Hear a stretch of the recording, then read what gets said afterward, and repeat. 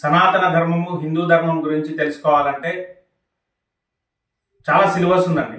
4 రకాలైన వేదాలు: ఋగ్వేదము, యజుర్వేదము, అథర్వ, సామవేదం. ఈ 4 వేదాలు మరియు అష్టాదశ పురాణాలు, రామాయణ, మహాభారతం, భగవద్గీత, వీటన్నిటిని అధ్యయనం చేయాలి. ఇక్కడ నేను డిస్ప్లే చేసిన గ్రంథాలు చాలా తక్కువ అండి. ఓన్లీ 1/4 డిస్ప్లే చేశాను. మిగతావన్నీ డిస్ప్లే చేసి వెనక నేను కూర్చుంటే నేను కనబడను.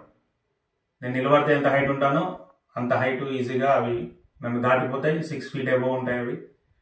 సో అంత మనకి సనాతన ధర్మంలో అంత లిటరేచర్ అవైలబుల్గా ఉంది. వాటన్నిటిని దాదాపు 8 సంవత్సరాలు టైం దొరికినప్పుడల్లా పరిశోధన చేసి, ఇంకా పూర్తి పరిశోధన కాలేదండి, ఇది నిరంతర ప్రక్రియ.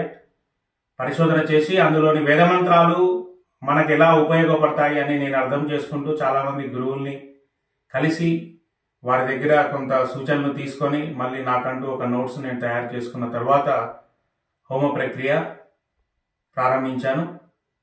అది మానవాళికి, మనందరికీ చేరువ కావాలి, ఇంకా చాలామందికి చేరువ కావాలి అనే ఉద్దేశంతో లక్ష్మీ గణపతి హవన్ ట్రస్ట్ ప్రారంభించడం జరిగింది.